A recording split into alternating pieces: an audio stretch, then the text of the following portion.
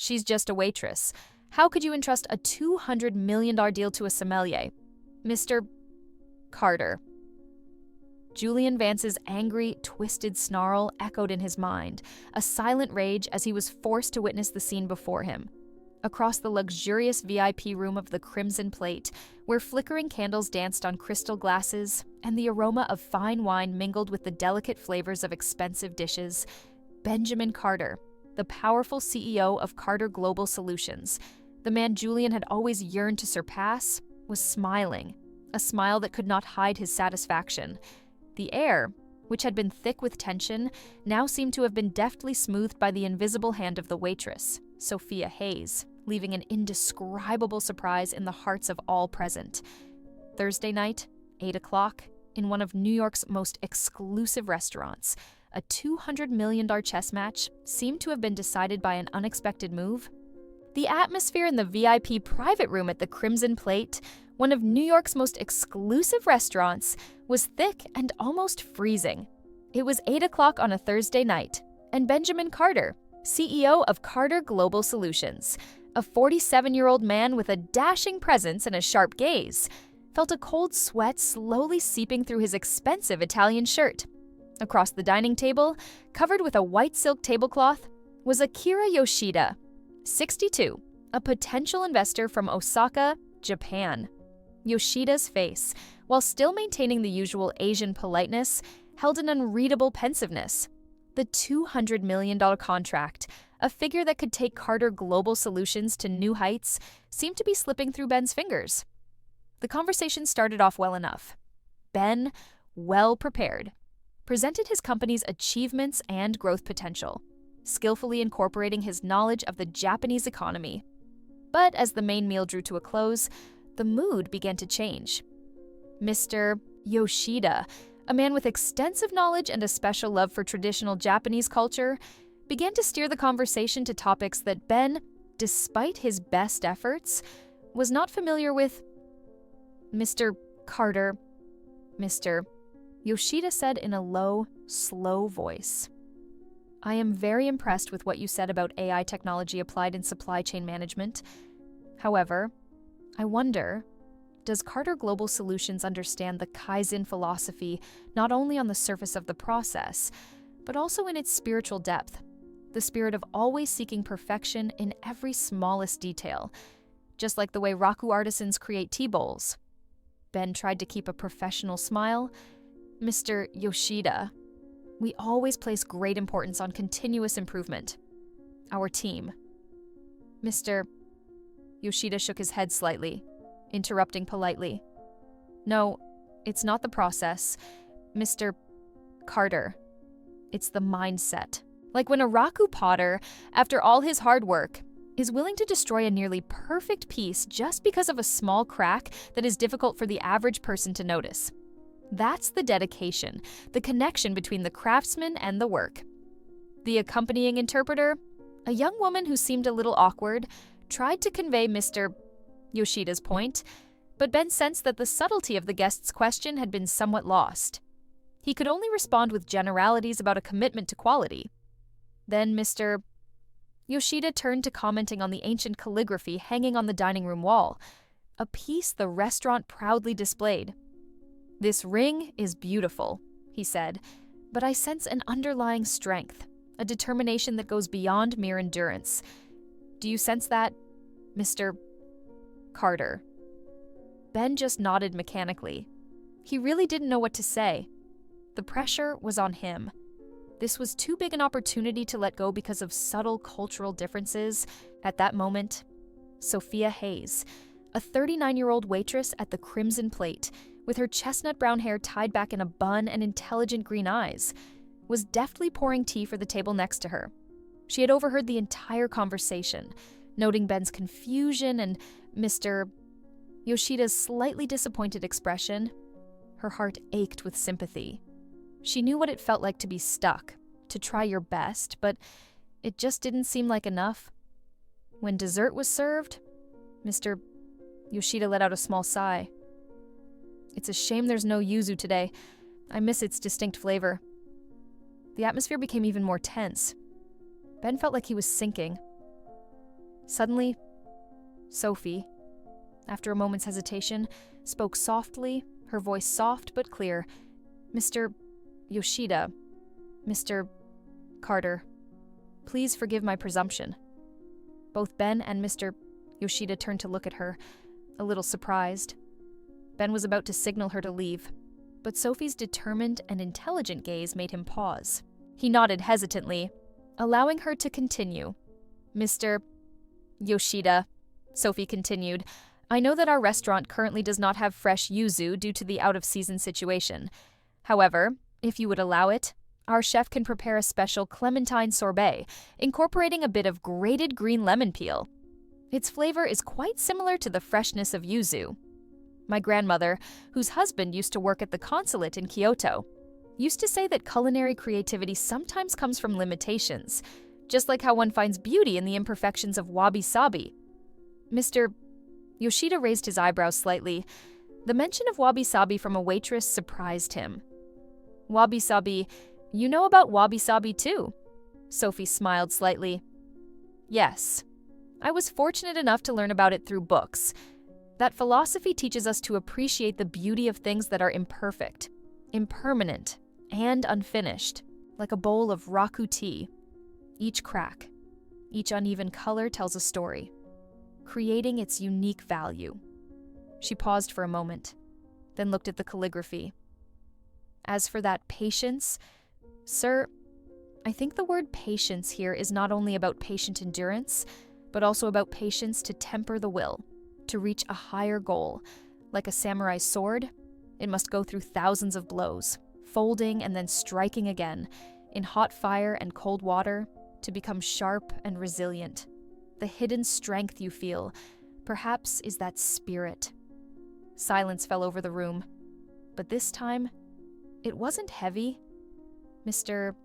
Yoshida looked at Sophie, his eyes no longer thoughtful but curious and a little admiring. He nodded slightly. "You said it well.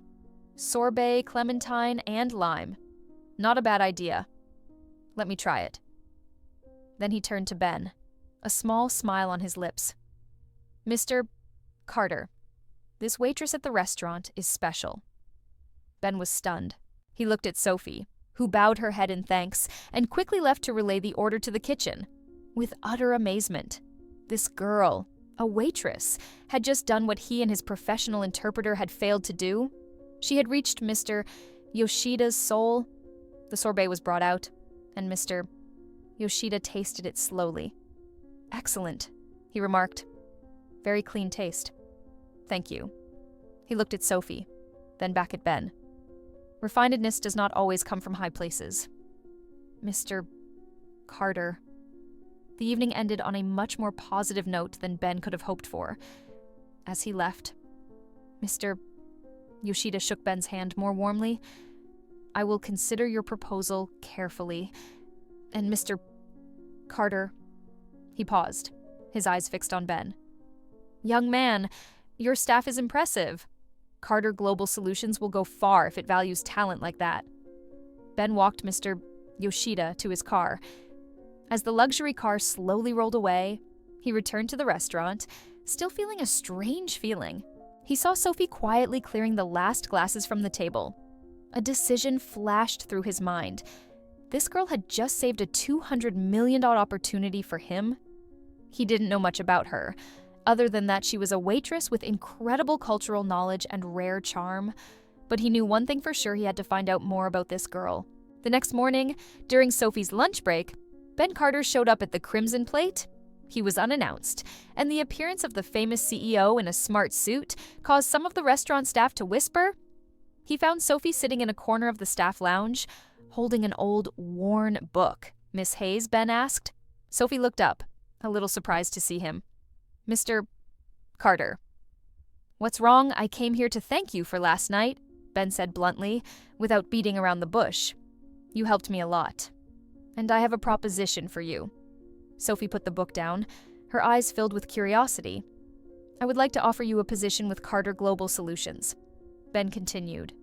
"Initially, perhaps as a partnership specialist, with a starting salary of $80,000 a year. I am really impressed with your flair, knowledge, and communication skills. We need people like you." Sophie was stunned. $80,000 a year. It was a figure she had never dreamed of in all her years of manual labor.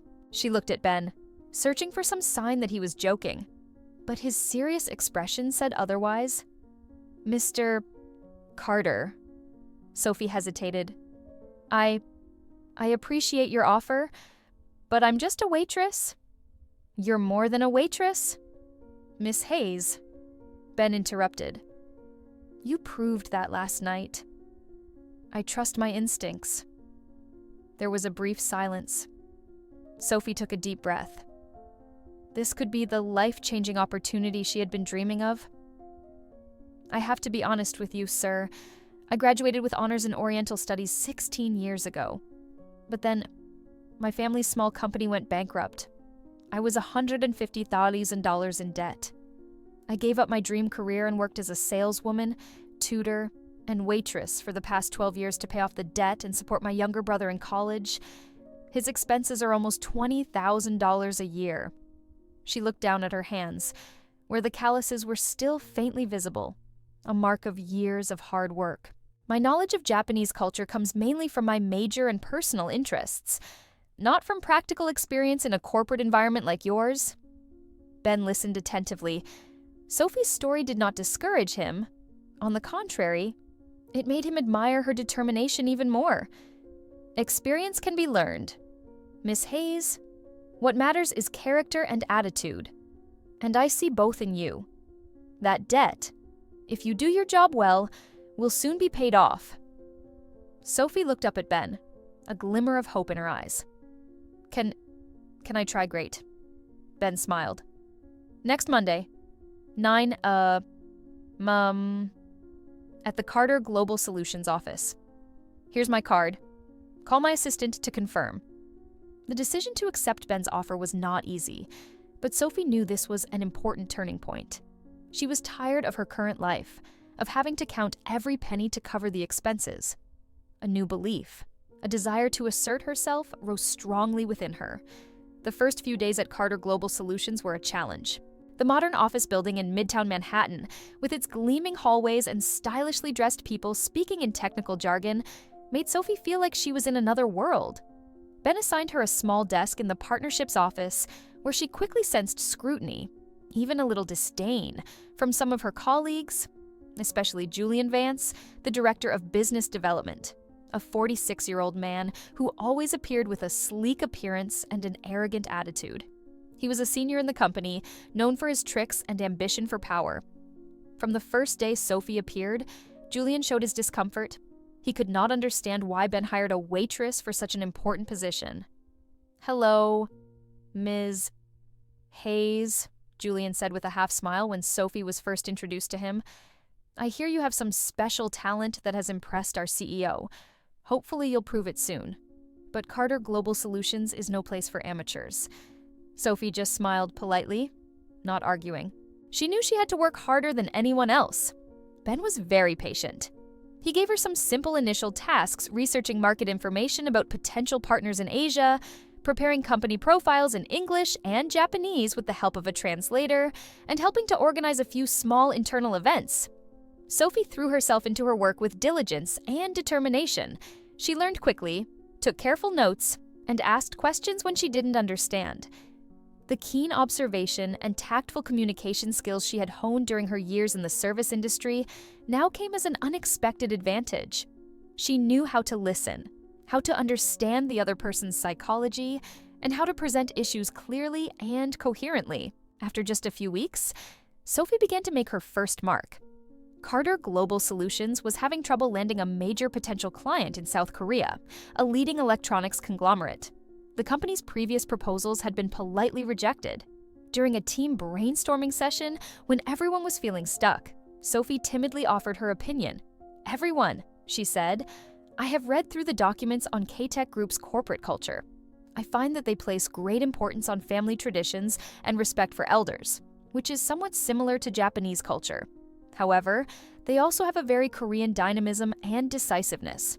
Perhaps we should emphasize more on the technological breakthrough factor accompanied by long-term stability and reliability in our proposal. Instead of just focusing on cost-optimized solutions like before, she gave a few specific examples of how other companies have successfully approached the Korean market by harmoniously combining tradition and modernity. Sophie's advice was a breath of fresh air. Ben and the team listened attentively. They then decided to adjust their strategy based on her suggestion. The result was surprising. K-Tech responded positively and agreed to a face-to-face meeting. The $10 million contract was not yet in hand, but the door had opened. From then on, Ben began to view Sophie with more respect and trust.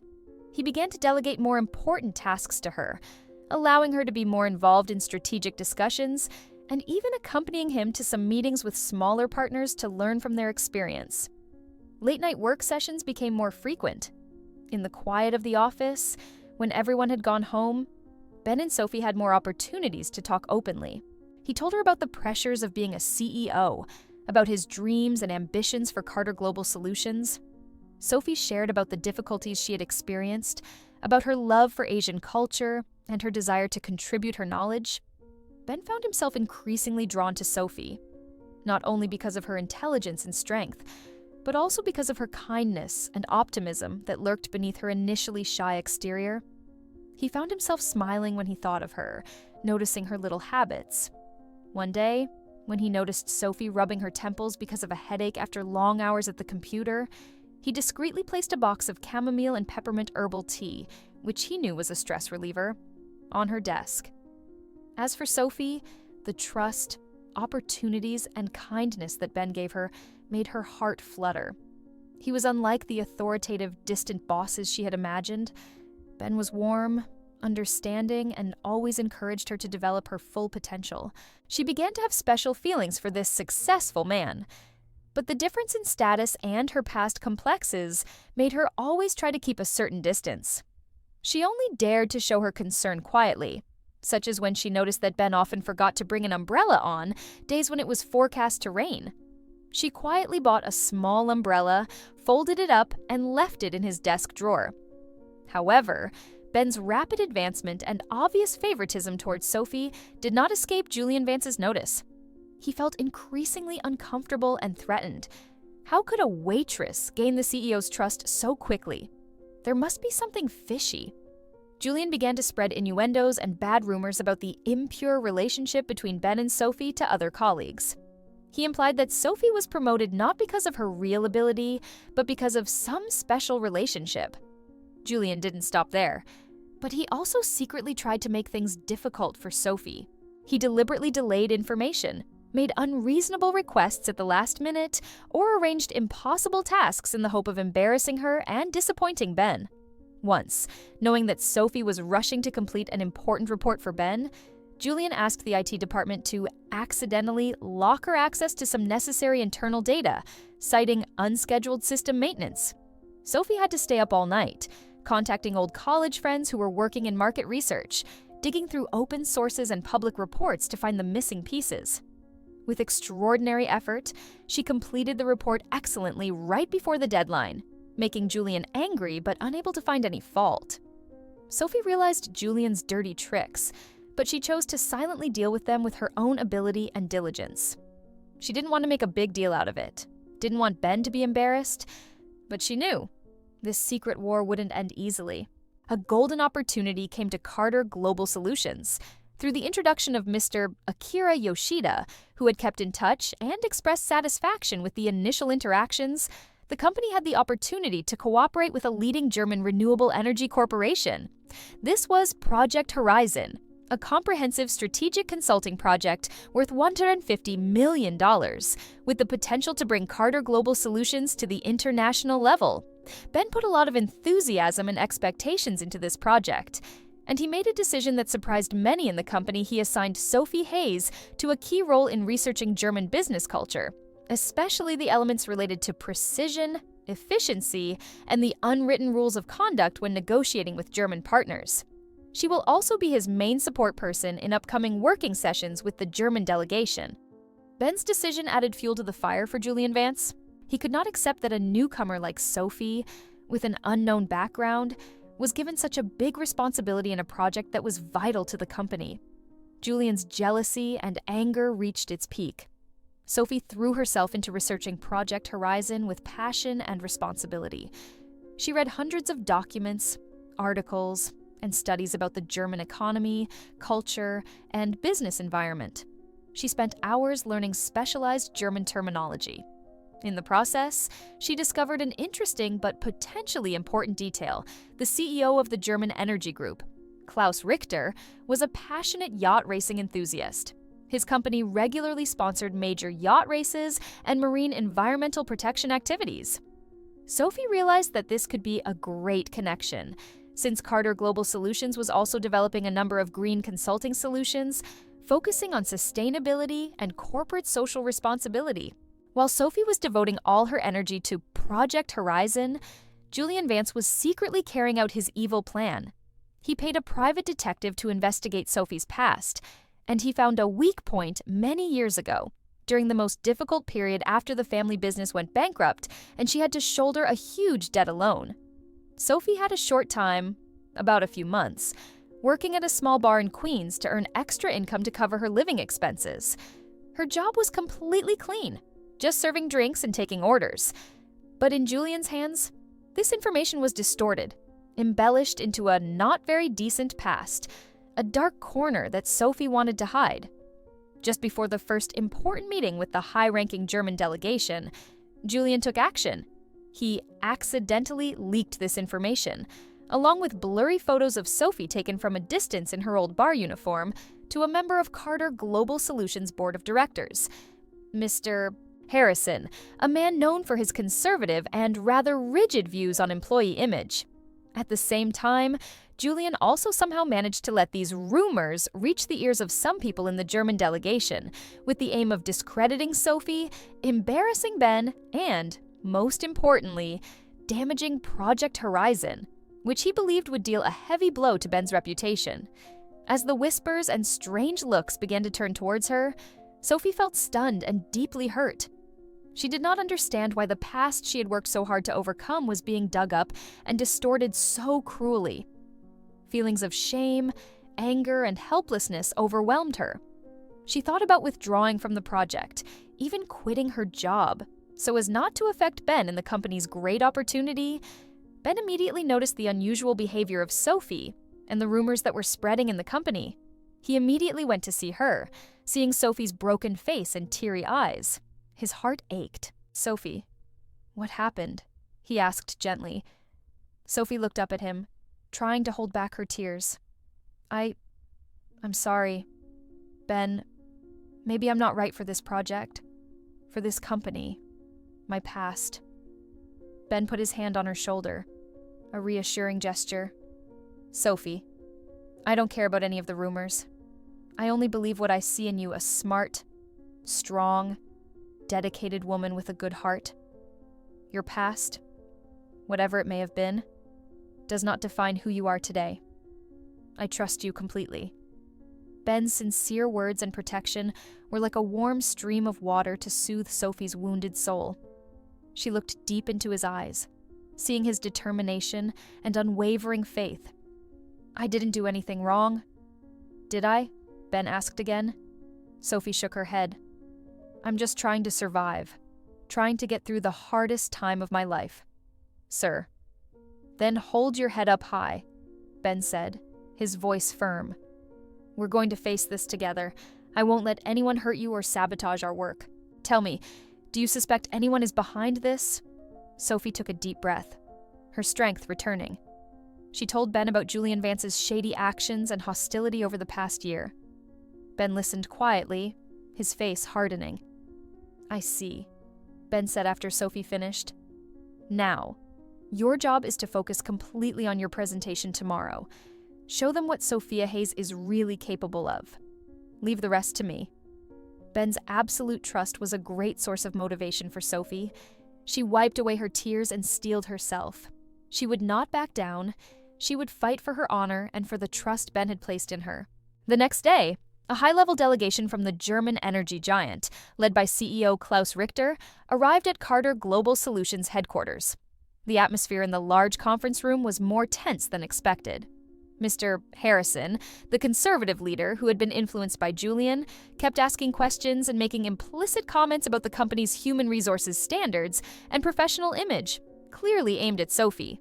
Ben Carter kept his face calm but firm. He answered Mr.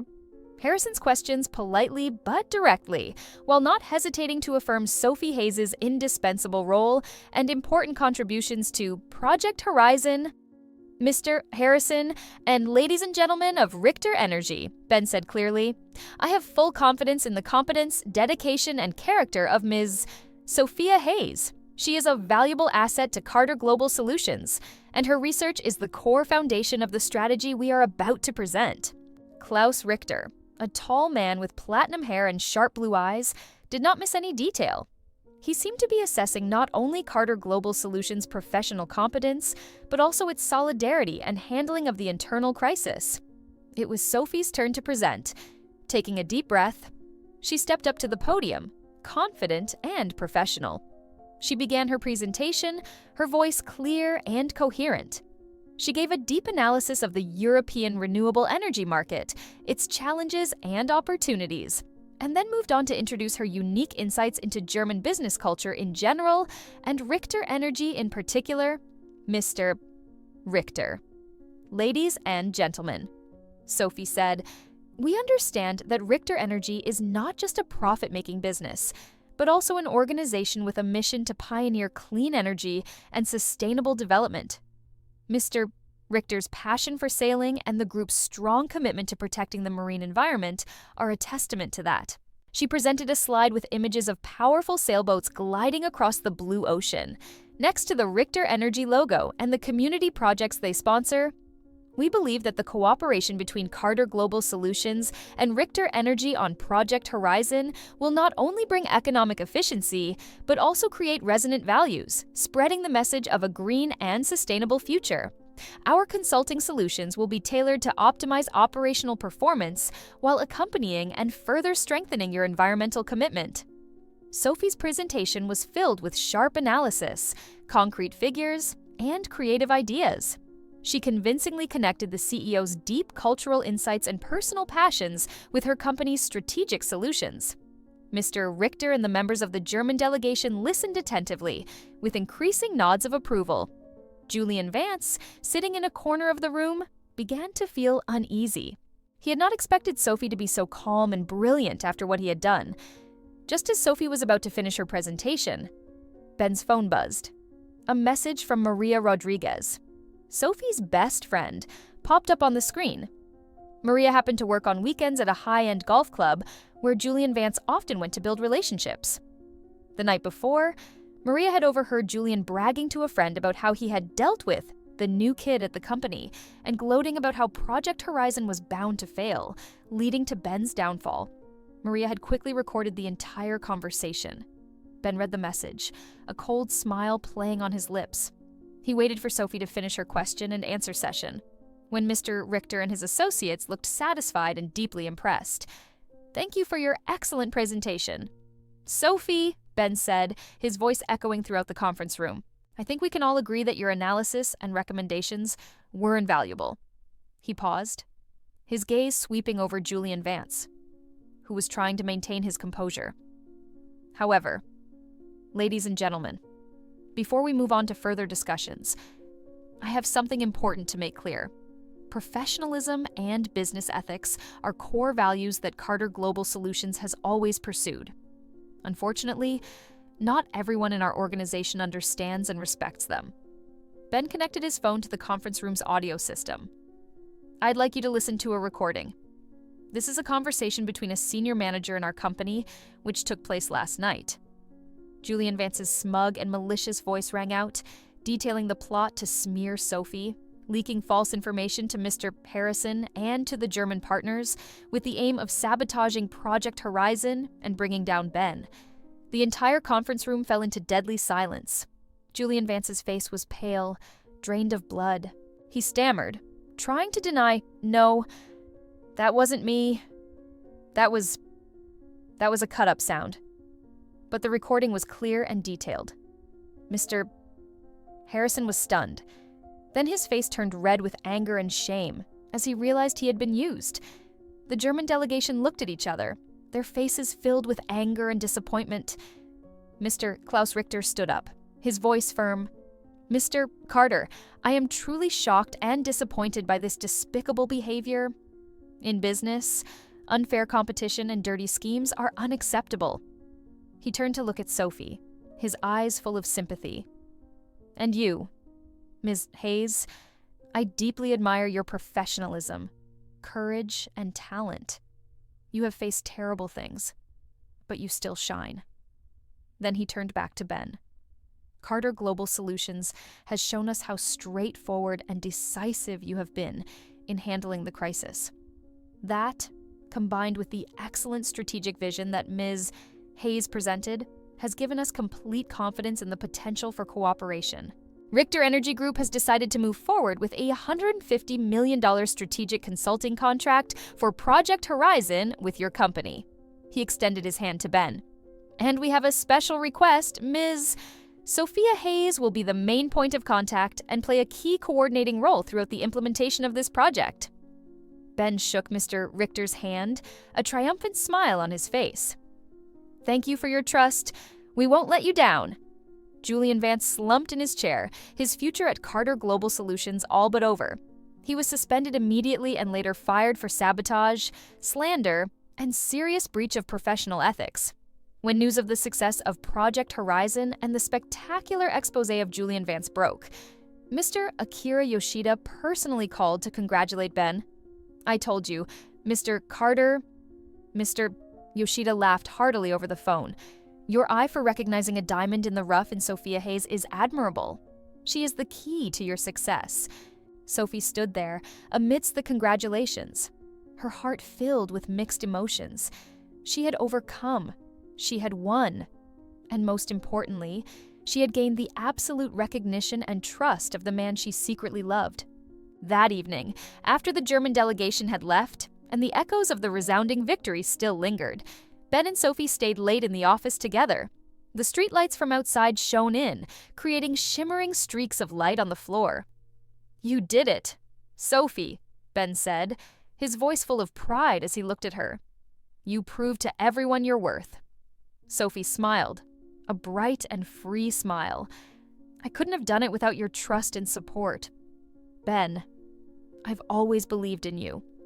Ben stepped closer to her. "And by the way, I have a decision to make. Starting tomorrow, you will officially take the position of Director of International Partnerships at Carter Global Solutions. Your salary will be $200,000 a year. You absolutely deserve it. Sophie, you have truly become my indispensable companion, my right hand." Sophie's eyes widened in surprise, then quickly filled with joy. "Ben, I don't know what to say." "No need to say anything." Ben gently took her hand. "Sophie, there's something else I want to tell you. Something I've been holding in for a long time. I admire more than just your talent, your strength, your intelligence. I love you. Sophie, you are the woman who has captured my heart, who has brought light and hope into my life. I can't imagine Carter Global Solutions without you, and neither can I imagine my personal life." Sophie felt her heart pounding. She looked deep into Ben's eyes, seeing the sincerity and love burning in them. All her barriers, all her complexes seemed to melt away. "Ben," she whispered, her voice trembling with emotion, "I love you too. You're the one who gave me a chance, who rekindled my faith, and gave me a love I never dreamed of." Ben smiled happily. He gently pulled her into his arms and placed a sweet, passionate kiss on her lips. Under the nightlights of the never-sleeping New York City, a beautiful love blossomed. A modern fairy tale had a happy ending. 1 year later, Sophia Hayes, now Director of International Partnerships at Carter Global Solutions, shined in her new role.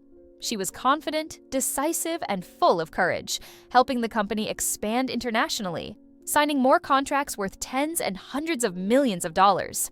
She paid off the $150,000 in debt she owed her family, saw to her younger brother's successful completion of college, and even bought herself a luxurious, comfortable penthouse overlooking Central Park, worth $1.2 million, a sweet reward for her tireless efforts. Ben and Sophie's relationship is blossoming. They are not only a perfect match at work, but also a happy couple in their daily lives. They attend international economic forums in Davos, Switzerland, where Sophie confidently speaks in front of world leaders. They also spend cozy weekend evenings preparing dinner together at Ben's idyllic lakeside home in suburban Connecticut, a property worth about $7 million where they find peace after stressful working days. Maria Rodriguez, Sophie's best friend, with her friend's help and encouragement, also fulfilled her dream, opening a small, cozy cafe in Brooklyn, and her business is thriving. Their love story is admired by many, becoming a source of inspiration for those who believe in the power of true love and constant effort.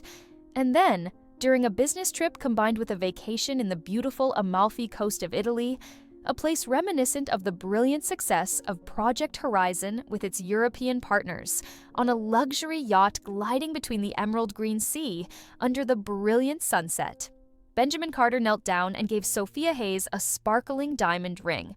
Sophia Hayes. Will you marry me? Sophie looked at the man she loved with all her heart, her eyes filled with tears of happiness. Yes, Ben, I do, 1,000 times yes. The story is like a sweet love song. Love and success can blossom from the most unexpected circumstances, in fateful moments. Courage, intelligence, and a kind heart will always overcome dark plots, overcome all adversities to affirm one's own worth and find complete happiness, a happiness worthy of what has been experienced. Thank you for taking the time to listen to this story. If you love this story, don't forget to click like to support the channel. Share this story with family and friends, and subscribe to the channel so you don't miss any stories.